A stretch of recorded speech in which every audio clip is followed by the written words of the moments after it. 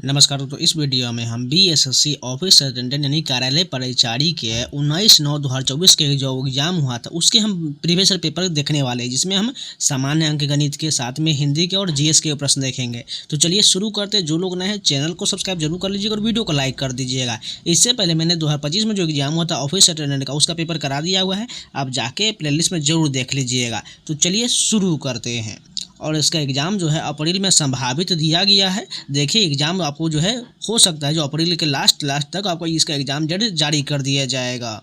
इसलिए बिल्कुल भी टाइम वेस्ट मत करिए, अपना जो है प्रैक्टिस रेट लगाते रहिएगा। तो सबसे पहले हम सामान्य ज्ञान के प्रश्न देखेंगे, उसके बाद हिंदी का, लास्ट में मैथ के प्रश्न देख लेंगे। तो फर्स्ट क्वेश्चन देखिए, अंतर्राष्ट्रीय महिला दिवस कब मनाया जाता है? ये तो सभी को पता होना चाहिए। 8 मार्च को अंतर्राष्ट्रीय महिला दिवस मनाया जाता है। ऑप्शन नंबर बी करेक्ट हो जाएगा। किसने कहा लोकतंत्र जनता के लिए और जनता द्वारा शासन? किसके द्वारा यह कथन कहा गया है? सभी को पता होना चाहिए। अब्राहम लिंकन द्वारा कहा गया है लोकतंत्र जनता के लिए और जनता द्वारा शासन है। नेक्स्ट क्वेश्चन देखिए, T20 विश्व कप 2024 का फाइनल किन दो देशों के बीच हुआ था? ये तो सभी को पता होना चाहिए।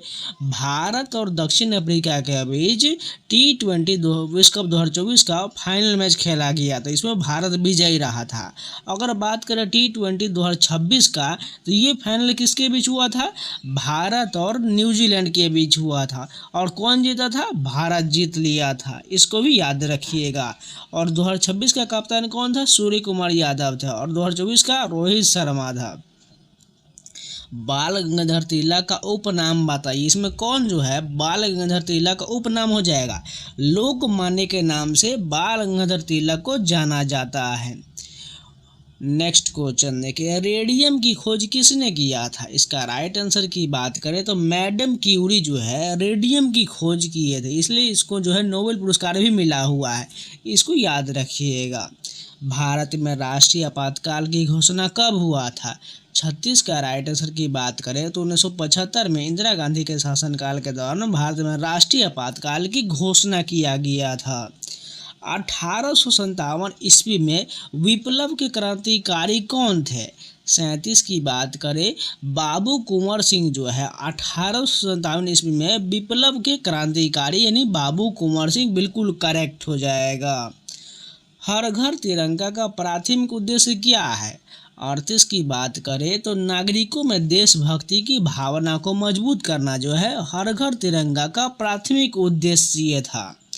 गंगा के प्रदूषण का कारण क्या है? 39 की बात करें तो शहरों का कचरा, मृतकों की राख, उद्योगों का रासायनिक उत्सर्जन, इनमें से सभी जो है गंगा के प्रदूषण का कारण हो जाएगा। पटना हवाई अड्डे का नाम क्या है? ये तो सभी को पता होना चाहिए। जयप्रकाश नारायण अंतर्राष्ट्रीय हवाई अड्डा जो है पटना हवाई अड्डे का नाम है। किसी वस्तु का प्रतिबिंब सामान्य मनुष्य के नेत्र के किस भाग पर बनता है? सभी को पता होना चाहिए। ये किस भाग पर बनता है? रेटिना पर जो है वस्तु का प्रतिबिंब सामान्य मनुष्य के नेत्र पर रेटिना भाग पर बनता है। लोकसभा चुनाव 2024 कितने चरण में आयोजित किया गया था? 42 की बात करें तो ये 7 चरण में हुआ था। लोकसभा चुनाव 2024 जो है टोटल 7 चरण में आयोजित हुआ था। भारतीय लोकतंत्र की चुनौती क्या है? 43 की बात करें तो गरीबी, अपराधीकरण, जातिवाद, इनमें से सभी जो है भारतीय लोकतंत्र की चुनौती हो जाएगा। भारतीय रिजर्व बैंक के वर्तमान गवर्नर कौन है? 44 की बात करें, उर्जित पटेल जो है भारतीय रिजर्व बैंक के वर्तमान गवर्नर है।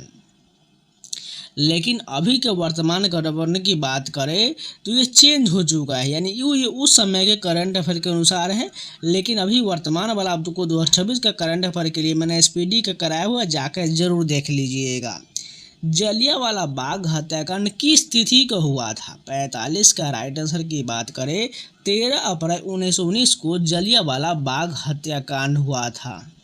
नेक्स्ट क्वेश्चन देखें, चंपारण सत्याग्रह कब हुआ था? ये भी सभी को पता होना चाहिए।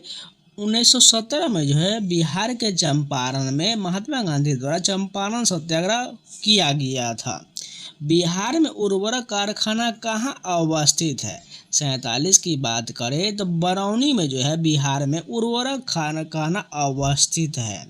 इनमें से कौन बहुराष्ट्रीय कंपनी है? 48 की बात करें तो सैमसंग, फोर्ड मोटर्स और कोका कोला, इनमें से सभी जो है ये बहुराष्ट्रीय कंपनी है। वायुमंडलीय दाब को नापने के यंत्र क्या कहलाता है? सभी को पता होना चाहिए, बैरोमीटर से वायुमंडलीय दाब को मापा जाता है। नर्मदा बचाओ आंदोलन के नेता कौन थे? 50 की बात करें, बाबा आमटे जो है नर्मदा बचाओ आंदोलन के नेता थे।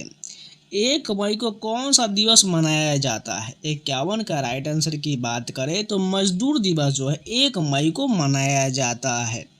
ओलंपिक 2024 में निम्नलिखित में से किस खेल विधा में भारत को कांस्य पदक नहीं मिला था? 52 का राइट आंसर की बात करें तो भाला फेंक में जो है कोई भी कांस्य पदक नहीं मिला था, जबकि शूटिंग, हॉकी, कुश्ती में मिला था। एटीएम क्या है? इसका फुल फॉर्म पूछा गया है, सभी को पता होना चाहिए। ऑटोमेटेड टेलर मशीन जो है एटीएम का पूर्ण रूप होता है। मोटर गाड़ी के चालक के सामने लगा रहता है, क्या लगा रहता है? यानी ये दर्पण के बारे में पूछा गया है तो उत्तल दर्पण हो जाएगा। मोटर गाड़ी के चालक के सामने जो है उत्तल दर्पण लगा हुआ होता है, जो पीछे के आ रहे गाड़ियों को देखने के लिए इसका प्रयोग किया जाता है। ऑपरेशन फ्लड क्या है? 55 की बात करें तो डेयरी विकास से हो जाएगा। ऑपरेशन फ्लड जो है दुग्ध उत्पादन से संबंधित है और भारत में जो दुग्ध उत्पादन के लिए वर्गीज कुरियन को जाना जाता है, इसको भी याद रखिएगा। वहीं पूछ लिया जाए हरित क्रांति के जनक कौन है, तो आपको MS स्वामीनाथन याद रखना है। इसरो के वर्तमान मुख्य अध्यक्ष कौन है? ये उस समय करंट अफेयर से पूछा गया है तो डॉक्टर S सोमनाथ हो जाएगा। आपको वर्तमान वाला याद रखना है, ठीक है। भारत का केंद्रीय बैंक कौन सा है? 57 की बात करें तो रिजर्व बैंक ऑफ इंडिया यानी RBI जो है भारत का केंद्रीय बैंक है। इसकी स्थापना 1935 में किया गया था। इसका मुख्यालय कहाँ है? मुंबई, महाराष्ट्र में है। प्रकाश की किरण गमन करता है, कैसे गमन करता है? 58 की बात कर सीधी रेखा में जो है प्रकाश की किरण गमन करता है।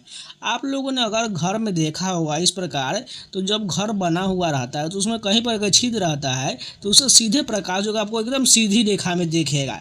इसे ही आप जान सकते हैं, प्रकाश जो हमेशा सीधी रेखा में गमन करता है। रूबल किस देश की मुद्रा है? 59 की बात करें, ये जो है रूस की मुद्रा रूबल हो जाएगा। भारत का क्या है? रुपया हो जाएगा। इंग्लैंड का क्या हो जाएगा? इंग्लैंड की बात करें तो पाउंड हो जाएगा।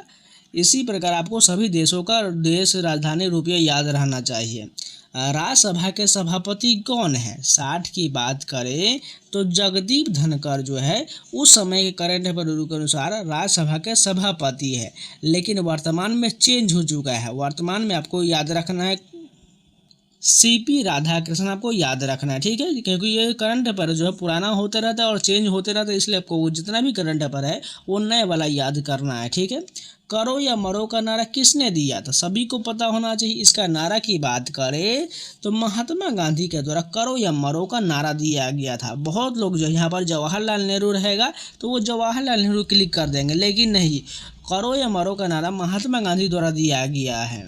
जबकि आराम हराम है का नारा वो पंडित जवाहरलाल नेहरू के द्वारा दिया गया। इस दोनों में कंफ्यूज मत होइएगा। निम्नलिखित में खरीफ फसल कौन सा है? इसमें बात करें खरीफ की फसल का तो धान जो है खरीफ की फसल है, जबकि गेहूँ, तिलहन, जौ ये सब भी रबी की फसल है। क्योंकि बात करें रबी की फसल का बुआई कब से होता है? ये अक्टूबर से नवंबर में बोआ जाता है। वहीं बात करिए किसे काटा जाता है?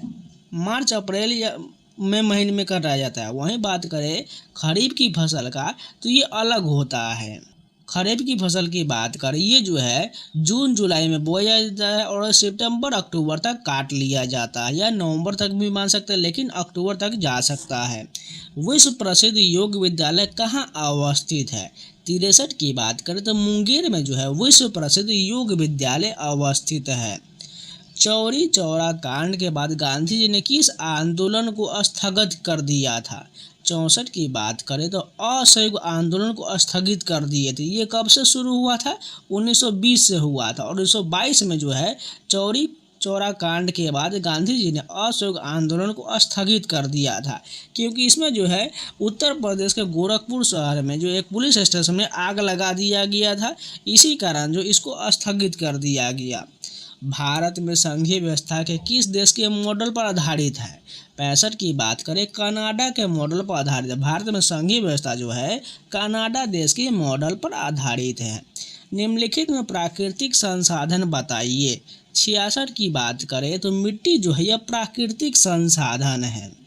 चिपको आंदोलन का उद्देश्य क्या था? 67 की बात करें वन संरक्षण जो है चिपको आंदोलन का उद्देश्य है। मुख्यमंत्री ने बिहार के किस पर्यटन स्थल पर बोट सफारी का उद्घाटन किया है?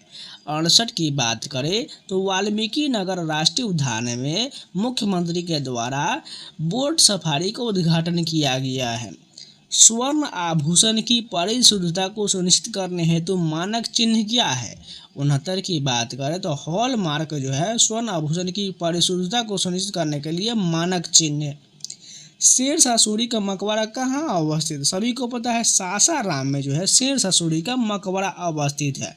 अब चलिए हम सामान्य हिंदी के प्रश्न देखते हैं। रस खान किस प्रकार के कवि थे? सभी को पता होना चाहिए, आपके हिंदी के 10th के किताब में आपको ये मिल जाएगा। भक्ति कवि, रस खान जो है भक्ति कवि है। निम्नलिखित में से कौन सा शब्द स्त्रीलिंग नहीं है? इसमें देख लीजिए 72 की बात करें तो इसमें कौन सा स्त्रीलिंग नहीं होगा? सरोवर जो है ये स्त्रीलिंग नहीं है, जबकि आज्ञा, नागरिकता, सूचना ये सभी स्त्रीलिंग हो जाए, लेकिन सरोवर जो है ये पुल्लिंग हो जाएगा। मैं नीर भरी दुख की बदली कविता की कवित्री कौन है? 73 की बात करें महादेवी वर्मा जो है मैं नीर भरी दुख की बदली कविता की कवित्री है। यह आपको जितना भी हिंदी का प्रश्न आ रहा है ये सभी 10th की किताब से लिया गया है। वर्णों के आधार पर संधि की कितना भेद होता है? 74 की बात करें 3 भेद होता है। वर्णों के आधार पर संधि के 3 भेद होता है।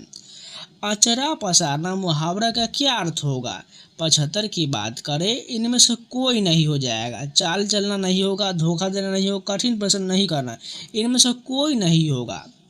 नेक्स्ट क्वेश्चन देखिए, उद्गम का संधि विच्छेद क्या हो जाएगा? 76 की बात करें उत जोड़ गम जो है उद्गम का सही संधि विच्छेद हो जाएगा। हिंदी में कारक की कितना भेद होता है?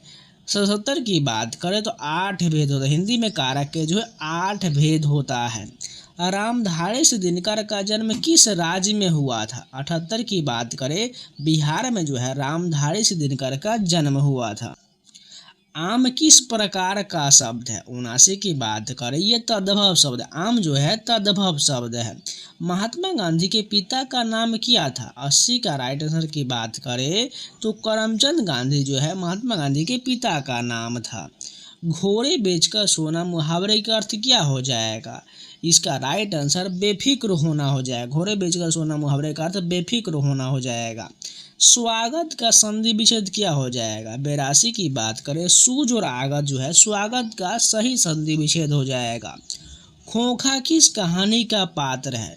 83 की बात करें विष के दांत कहानी का पात्र जो है खोखा है। गणेश का पर्यायवाची शब्द क्या हो जाएगा? 84 की बात करें एकदंत जो है गणेश का पर्यायवाची शब्द हो जाएगा। भगजोगनी किस कहानी का पात्र है? 85 की बात करें कहानी का प्लॉट है। भगजोगनी जो है यह कहानी का प्लॉट हो जाएगा। प्रविशेषण किसे कहते हैं? 86 का राइट आंसर की बात करें जो विशेषण की विशेषता बताए उसे प्रविशेषण कहा जाता है। 9 2 11 होना मुहावरे का अर्थ क्या हो जाएगा? 87 की बात करें भाग जाना हो जाएगा। 9 2 11 होना मुहावरे का अर्थ भाग जाना हो जाएगा।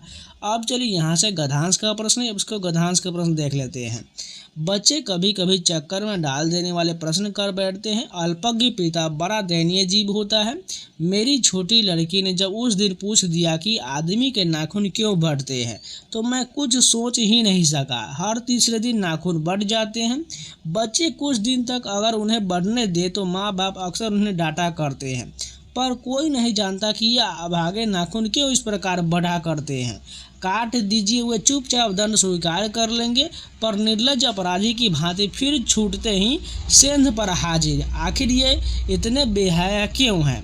अब यहाँ से हमारा प्रश्न होगा गद्यांश में बेहया किसे कहा गया है? 88 का राइट आंसर की बात करें तो नाखून को कहा गया है। हर तीसरे दिन क्या बढ़ जाता है, सभी को पता है, इस गद्यांश के अनुसार नाखून बढ़ जाता है।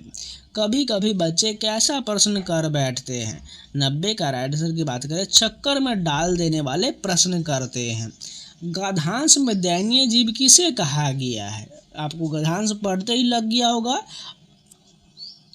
अल्पज्ञ पिता को दयनीय जीव कहा गया। गद्यांश में चुपचाप दंड स्वीकार कर लेंगे वाक्य के लिए किसे प्रयुक्त किया गया है, 92 की बात करें तो नाखून के लिए प्रयुक्त किया गया है। जो किसी शब्द के पहले आकर उसका विशेषण अर्थ प्रकट करता है उसे क्या कहा जाता है, उसे जो उपसर्ग कहा जाता है। उपसर्ग पहले आता है, वही प्रत्यय जो है लास्ट में आता है। कवियत्री अनामिका के पिता कौन थे, 94 की बात करें श्यामनंदन किशोर जो है कवियत्री अनामिका के पिता थे। चौमासा कौन सा समास है, 95 की बात करें तो इसमें द्विगु समास है। कल ही मैंने आपको बताया था जब भी आपको अंक वाला जब नंबर रहे तो वो हमेशा द्विगु समास हो जाएगा। भारत माता कविता के कवि कौन है, 96 की बात करें तो सुमित्रानंद पंत जो है भारत माता कविता के कवि हैं। अर्थ शब्द का विशेषण क्या हो जाएगा, 97 की बात करें तो आर्थिक हो जाएगा, अर्थ का विशेषण आर्थिक हो जाएगा। अज्ञेय का पूरा नाम क्या था, 98 की बात करें सच्चिदानंद हीरानंद वात्स्यन अज्ञेय जो है अज्ञेय का पूरा नाम था। पटना शब्द संज्ञा का कौन सा प्रकार है, 99 की बात करें तो व्यक्तिवाचक संज्ञा हो जाएगा। बाबा साहेब भीमराव अम्बेडकर का जन्म किस तिथि को हुआ था, 100 की बात करें तो 14 अप्रैल को जो है बाबा साहेब भीमराव अम्बेडकर का जन्म हुआ था। अब चलिए हम मैथ के प्रश्न देखते हैं। फर्स्ट क्वेश्चन है, एक आदमी ₹9200 में अपना स्कूटर 15% लाभ लेकर बेचता है तो उसका खरीद मूल्य पूछा गया है। यानी अगर ध्यान से देखिएगा तो 9200 में खरीदता है जिस पर 15% लाभ बेचता है तो जिसे 15% का लाभ कमा लेता है, यानी उसका खरीद जो होगा इससे कम होगा।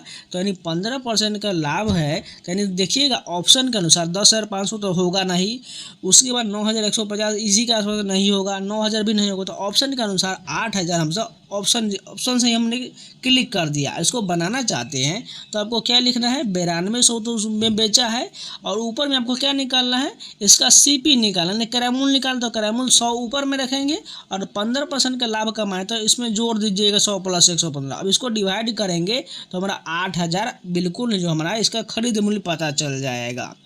नेक्स्ट क्वेश्चन देखिए, साधारण ब्याज बराबर क्या होता है, तो सभी को पता है, मूलधन गुने समय गुने दर बटा 100 हो जाएगा। ऑप्शन नंबर बी करेक्ट है। तीसरा देखिए, 2 का स्क्वायर प्लस 3 का स्क्वायर प्लस 6 का स्क्वायर क्या हो जाएगा, ये तो सभी को पता होना चाहिए, किसका हो जाएगा, 7 का स्क्वायर 49 हो जाएगा। सभी को देखें, 6 का स्क्वायर कितना हो जाएगा, 36 हो जाएगा, प्लस 3 का स्क्वायर 9 हो जाएगा, प्लस 4, इन सभी को जोड़ी कितना आ जाएगा, 36 9 45, 45 4 49, 49 किसका स्क्वायर होता है, 7 का स्क्वायर होता है, इसलिए बिल्कुल ऑप्शन दिया गया है।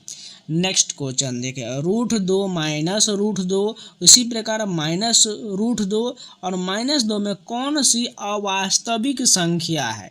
4 की बात करें तो इसमें अवास्तविक संख्या √2 जो है ये अवास्तविक संख्या है। अगर बात करें √2 ये क्या है, √2 जो है ये है अपरिमेय संख्या। उसी प्रकार -√2 किया है ये अपरिमेय संख्या है। उसी प्रकार √2 जो है यह अवास्तविक संख्या हो जाएगा और -2 की बात करें ये परिमेय संख्या हो जाएगा। नेक्स्ट क्वेश्चन देखें, 7 49 343 और 154 का महत्तम समापवर्तक यानी HCF क्या हो जाएगा, सभी को पता होना चाहिए, 7 हो जाएगा। कैसे होगा, ध्यान से देखिएगा। HCF में क्या होता है, हाईएस्ट कॉमन फैक्टर, यानी वो ऐसा नंबर जिससे पूरा जितना भी डिजिट दिया गया वो सभी कट जाए। तो 749 भी कटेगा, 343 भी कटेगा और 154 भी कटेगा, तो वो हमारा 7 ही नंबर जो है वो पूरी सभी को डिवाइड कर देगा, जो हमारा 7 जो है हाईएस्ट कॉमन फैक्टर हो जाएगा। नेक्स्ट क्वेश्चन देखिए, यहाँ पर जो दिया गया है क्यूब रूट 5832 का हमें मान निकालना है। तो आपको पता होना चाहिए ये किसका होता है, 18 का होता है। अगर 18 को आपको 3 बार गुना करिएगा तो आपको पता चल जाएगा 5832 आ जाएगा। देखिएगा अगर यूनिट डिवीजन निकालना है तो 64 4 आया, फिर जिसको 4 से 8 में डिवाइड करेंगे तो लास्ट में 2 आ रहा है, तो बिल्कुल यहाँ देखिए 2 आ रहा है। अब इसी से आपको पता चल जाएगा, बस ऑप्शन से आपको डिवाइड कर लेना था। नेक्स्ट क्वेश्चन देखिए, 90 सेंटीमीटर प्रति सेकेंड बराबर क्या हो जाएगा।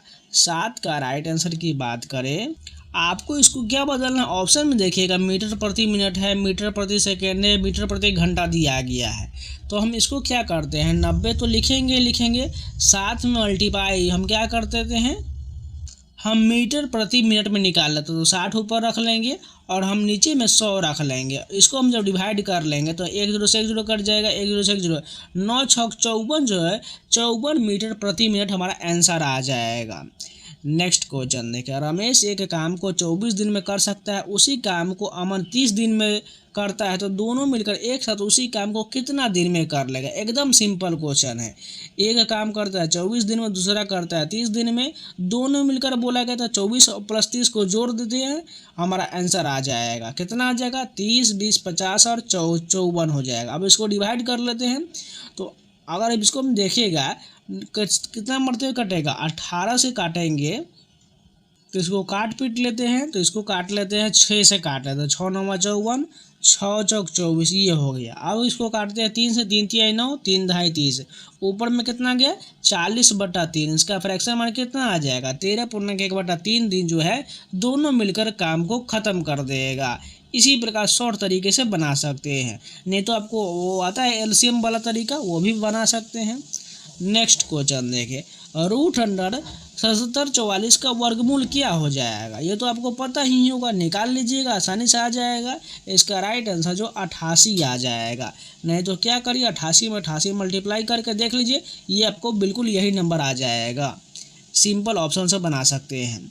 नेक्स्ट क्वेश्चन देखिए, a बराबर 2, b बराबर -3, c बराबर 4 है, तो इसका मान निकालना। सिंपल सभी का मान इसमें रख दीजिए, आंसर आ जाएगा। इसका आंसर आपको 24 आ जाएगा। सिंपल आपको इसका मान इसमें रख दीजिए, सबको सॉल्व कर लीजिएगा। 12 15 21 का लघुत्तम समापवर्तक यानी एलसीएम क्या हो जाएगा। एकदम इजी क्वेश्चन है, सिंपल एलसीएम निकाल लीजिए, आपको क्या आ जाएगा 420 आ जाएगा। कौन सी संख्या का पूर्ण वर्गमूल संभव नहीं है। 12 की बात करें तो इसमें कौन सा का जो है पूर्ण वर्गमूल संभव नहीं। देखिए 6400 का तो हो जाएगा, 80 हो जाएगा, 3600 का ये भी हो जाएगा, कितना हो जाएगा 3600 का ये हो जाएगा, इसका 60 हो जाएगा, 1600 का कितना हो जाएगा 40 हो जाएगा, लेकिन 81,000 का नहीं हुआ। 8100 रहता तो 90 हो जाता, लेकिन 81,000 का जो पूर्ण वर्गमूल संभव नहीं है। एक आदमी अपनी आमदनी का 15,000 रुपये मासिक है और खर्च 12,500 है, तो उसका खर्च और आमदनी का अनुपात क्या हो जाए। एकदम सिंपल क्वेश्चन, देखिए क्या बोल रहा है, उसका खर्च और आमदनी का अनुपात पूछा गया है। तो हमें पहले खर्च कितना दिया गया है 12,500 दिया गया है, और उसका मासिक आय कितना है 15,000। इन सभी को अनुपात में हमें निकालना, तो काट लेते हैं, हमारे पता चल जाएगा 2 0 से 2 0 कट जाएगा। अब इसको काटते हैं 25 से, तो 25 पंचे 125 हो गया, और 25 6 का 150 हो गया, 5:6 हो जाएगा। कहाँ पर दिख रहा है, ऑप्शन नंबर ए करेक्ट हो जाएगा। नेक्स्ट क्वेश्चन देखें, 14 नंबर है, 287 में कितना घटाया जाए कि उस संख्या का वर्गमूल निकाला जा सके। तो अगर देखिएगा ऑप्शन में, तो ऑप्शन से रख करके देख लीजिए। 287 में हम क्या करते हैं, 287 दिया गया, पहला ऑप्शन ले लेते हैं, कितना घटाना है -2 दिया गया पहला ऑप्शन, तो जब माइनस माइनस मिलेगा तो प्लस हो जाएगा। तो 289 किसका स्क्वायर होता है 17 का होता है, इसलिए पहला ही ऑप्शन हमारा करेक्ट हो जाएगा। नेक्स्ट क्वेश्चन देखिए, कौन सी संख्या विषम संख्या का घन है। 15 की बात करें तो इसमें कौन सी संख्या जो है विषम संख्या का घन है।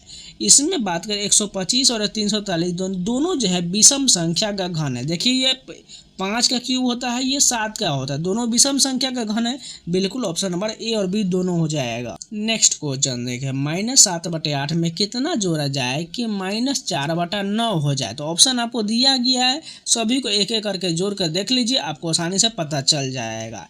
इसमें आपको 95/72 जोड़ दीजिएगा तो आपको -4/9 कट के रूप में आ जाएगा। 12 मजदूर एक दीवार 10 दिन में बना सकता है, उसी दीवार को 20 मजदूर कितने दिन में बना लेंगे। एकदम इजी क्वेश्चन। देखिए 12 मजदूर जो बोल रहा है, ये 12 मजदूर हो गया, एक दीवार को 10 दिन में बना लेता है, तो हमें बोला गया 20 मजदूर बोला गया कितने दिन में काम को ख़त्म कर देगा, यानी एक्स हो जाएगा, काम नीचे में चला आएगा। ठीक है, अब यहाँ पर हम काम को ख़त्म करना है, वही काम है। तो देखिएगा यहाँ पर क्या हो जाएगा, इधर में कितना हो जाएगा 12 दही 120 और 10 इसको 20 से हमें डिवाइड करना है। 120 को डिवाइड करेंगे जब हम 20 से, तो 6 मरतबे पूरा पूरा कट जाएगा, यानी 20 मजदूर मिल करके उस काम को 6 दिन में ख़त्म कर लेंगे। नहीं तो आप एलसीएम तरीका से बना सकते हैं, हम जो बताए हैं वो एकदम शॉर्ट तरीका है। इसका मान निकालना है, इसको पहले रूट को क्या करना है, पूर्णांक को पहले ख़त्म करते हैं। तो यहाँ पर 36 दिया कितना हो जाएगा, ये हमारा 108 + 13 121 हो जाएगा, बटे 36 हो जाएगा। अब इसका रूट निकालना, तो 121 कितना 11 होगा, 36 का 6 हो जाएगा, 11/6 कहाँ दिख रहा है, ऑप्शन नंबर बी करेक्ट हो जाएगा। नेक्स्ट क्वेश्चन देखिएगा, किस संख्या का 6.1/4% 375 हो जाएगा।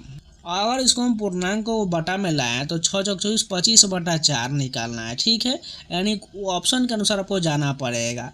तो ऑप्शन से जाइएगा तो आपको 6000 लीजिएगा, तो 6000 का 25/4 निकालिएगा तो आपको 375 आ जाएगा। एकदम इजी क्वेश्चन, कोई दिक्कत की बात नहीं तो आप एक्स मान के भी बना सकते हैं।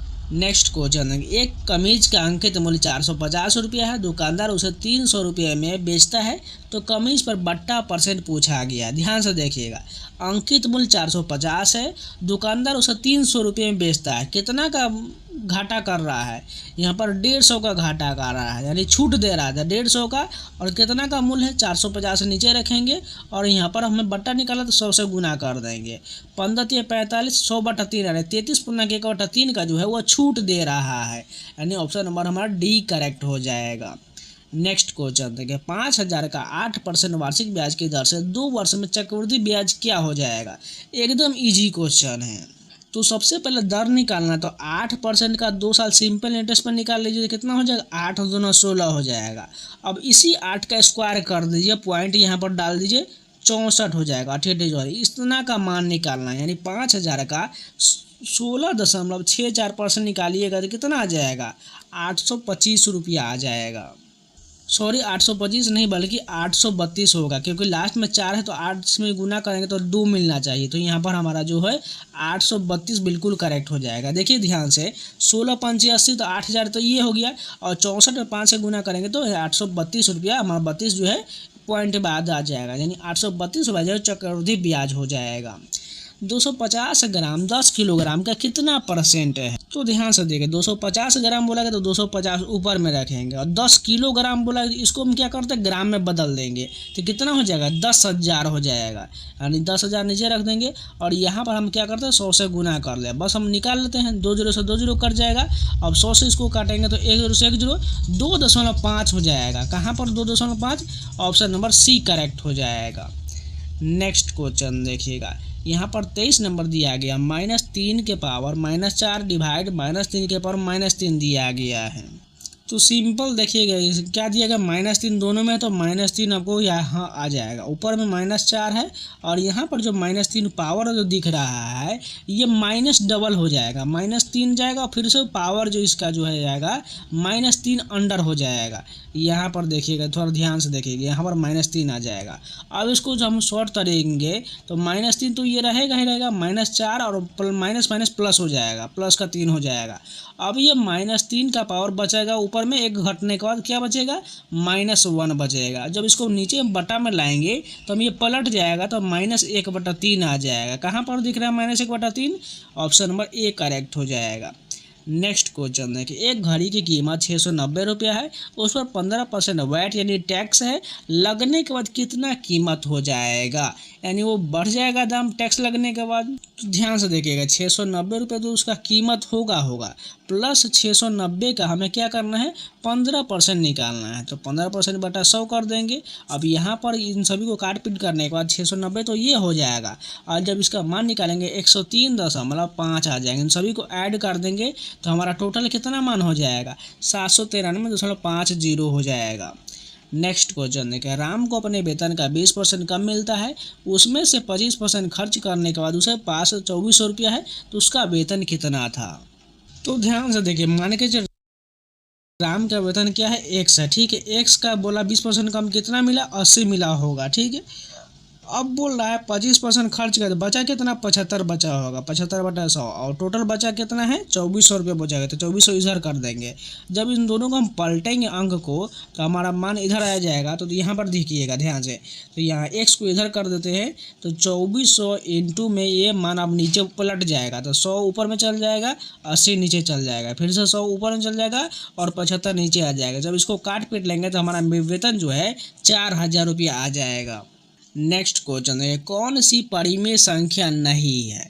तो 26 की बात करें तो इसमें कौन आपको नहीं दिख रहा है, 8/0 जो ये बिल्कुल नहीं हुआ, क्योंकि ये जो देखिएगा 8/0 ये अपरिभाषित हो जाएगा, साथ में ये इनफाइनाइट बनेगा जो एक परिमेय संख्या नहीं होगा। कौन सी संख्या 3 से विभाजित नहीं, तो देख लीजिए डिवाइड करके फटाफट। तो इसमें बात करें 83 जो है 3 से डिवाइड नहीं होगा। एक कार की कीमत 5 लाख रुपया, उस पर 15% टैक्स लगा बेचने पर कितना कीमत हो जाएगा। और सेम ये क्वेश्चन हमने आपको कराया हुआ है, तो इसका जब दाम बढ़ेगा तो उसको टैक्स लगाकर बेचने पर कीमत कितना होगा। सिंपल, दाम बढ़ जाएगा तो 15 × 5 = 75 5,75,000 हो जाएगा।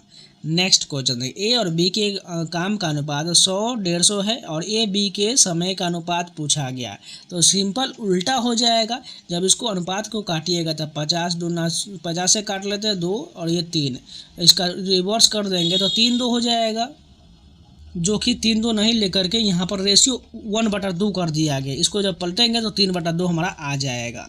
नेक्स्ट क्वेश्चन, एक वस्तु का दाम 20% बढ़ाकर 20% छूट देकर वस्तु के बेचा जाता है, तो उसका लाभ या हानि होगा। जब भी इस प्रकार का डबल मान रहा है तो हमेशा हानि होता है। तो सिंपल इसका होता है x²/100 और वो हानि होता है, तो 4% का हानि हो जाएगा। तो ये जितने भी क्वेश्चन थे सभी कंप्लीट हो गए। उम्मीद आप लोगों को वीडियो पसंद है तो लाइक कर दीजिएगा, अगर नया है तो चैनल को सब्सक्राइब जरूर कर लीजिएगा। और इस सभी का प्लेलिस्ट बना हुआ है, थोड़ा नीचे जाकर स्क्रॉल करिएगा बीएसएससी ऑफिस अटेंडर के नाम से, उसमें आपको सारे वीडियो मिल जाएगा। साथ में ये आपको बीएसएससी के जितना भी एग्जाम होता है, चाहे ऑफिस अटेंडर का हो, बीएसएससी इंटर लेवल का हो, सीजे लेवल का हो, ये आपके हर एक एग्जाम के लिए बहुत ही बेनिफिशियल प्रश्न होने वाला है। और एकदम ये रियल प्रश्न है। अगर आपको नहीं विश्वास होता है तो जाकर के आपको कोई भी जो क्वेश्चन आपको टेलीग्राम पर दिख रहा होगा या कोई बुक से मिला सकते हैं, आपको एकदम ये रियल प्रश्न जो है ऑफिस अटेंडर में पूछा गया प्रश्न है। इसको आसानी से करते रहिएगा। और इन सभी का पीडीएफ पाना चाहते हैं तो टेलीग्राम का लिंक मैंने कमेंट बॉक्स में दिया हुआ है, जाकर ज्वाइन कर लीजिएगा। तो चलिए मिलते हैं नए वीडियो के साथ, तब तक के लिए जय हिंद।